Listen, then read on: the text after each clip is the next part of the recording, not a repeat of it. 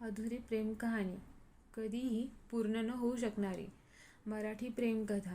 एक मुलगी होती, साधी, सरळ, थोडीशी खट्याळ, नेहमी स्वप्नांच्या दुनियेत रंगलेली. आणि एक मुलगा होता, स्वाभिमानी, हुशार, नेहमी स्वतःमध्ये गुंतलेला. अशीच दोघांची एकदा ओळख झाली आणि त्यांची छान मैत्री झाली. त्यातूनच त्यांचे फोन कॉल आणि SMS चालू झाले. ती मुलगी रोज त्या मुलाला फोन आणि SMS करायची.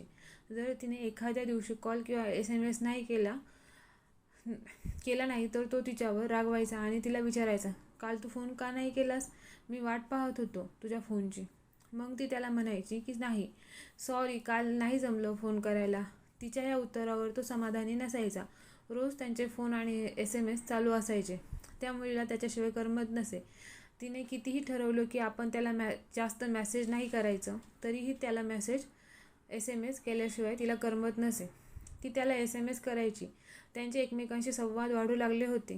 ती एकटी असली की त्याच्या विचारात गुंतायची. कितीही ठरवलं की नाही त्याचा विचार करायचा, तरीही तो अधिकाधिक त्यांच्यात गुंतत जात होती. कारण ती त्याच्या प्रेमात पडली होती. त्याच्या विचारात असताना त्याला आठवून गालातल्या गालात हसायची, गाणं गुणगुणायची. पाहिले न मी तुला, तू मला न पाहिले, ना कळे कधी कुठे मन वेडे गुंतले. आता तिला त्याची सवय झाली होती. तिला सतत त्याच्याशी बोलावंसं वाटायचं. हळूहळू ती त्याच्या सगळं काही ओळखू लागली होती.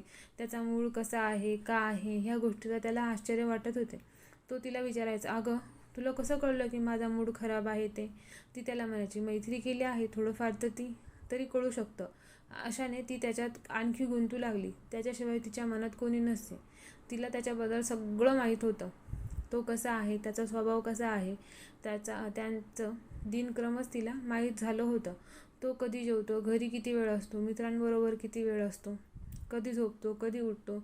तिलाही वाटत होतं की तो तिच्यावर प्रेम करत आहे, पण तसं काही नव्हते. असंच एकदा तिने त्याला फोन केला. दोघांच्या पण गप्पा छान रंगल्या होत्या. आता तिला त्याच्या मनातलं जाणून घ्यायचं होतं, पण काही केल्या तिला ते जमत नव्हते. मग त्यानेच तिला विचारले, तू लग्न कधी करतेस? त्यावरती चटकन त्याला म्हणाली, छे, एवढ्या लवकर नाही, अजून वेळ आहे, बघू.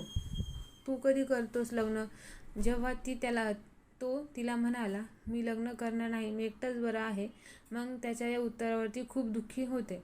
काही क्षण तिला काही सुचत नाही. हा असा का बोलत आहे? पण स्वतःला सावरून ती परत म्हणाली,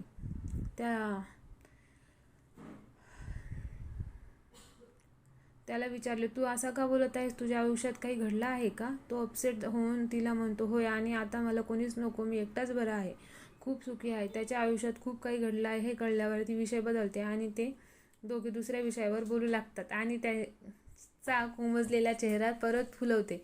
सांग, कधी कळणार तुला भाऊ माझ्या मनातला, रंग कधी दिसणार तुला लाजणाऱ्या फुलातला. तिचा हा स्वभाव त्याला खूप आवडत असे. तो नकळत तिला बोलून जातो, तू खूप चांगली आहेस, तुझं चांगलंच होईल. पण ती मनातल्या मनात म्हणत असते, माझे चांगले होईल पण जेव्हा तू माझ्यासोबत असशील. कारण ती त्याला दुःखी पाहू शकत नव्हती. त्याला कळत नव्हतं की ती निष्पाप त्याच्यावर प्रेम करायची. तिच्या मनात एक आशा होती, कधीतरी तो तिचा विचार करेल, कधीतरी त्याला तिच्या भावना समजतील. तिला नेहमी वाटायचं, आज न उद्या त्याला माझं प्रेम कळेल आणि मी माझं प्रेम व्यक्त करेल. असे 2-3 वर्ष निघून जातात. ती अजूनही त्याला अशीच कॉल SMS करत होती. ती त्याची वाट पाहत होती. तिच्या मनात कुठेतरी आशा होती की तो पण तिच्यावर प्रेम करेल. गणेशोत्सव चालू होते. 7 दिवसांचे बाप्पा त्यांच्या गावी निघाले होते. ती आनंदात गणपती विसर्जनाला निघाली होती. तिच्या मोबाईलवर सारखे कॉल येत होते. समुद्रावर पोहोचल्यावर परत तिला एक कॉल आला. तिने तो कॉल रिसीव्ह केला आणि ऐकलं, असलं कसलं तुझं आंधळं प्रेम, तू फसलीस, तुला फसवलं. ती पूर्णपणे घाबरली होती. हा काय काय काय झालं? अगं, तू ज्याच्यावर प्रेम करतेस तो मॅरिड आहे. हे ऐकून तिच्या पायाखालची जमीनच सरकते. ती स्तब्ध होते.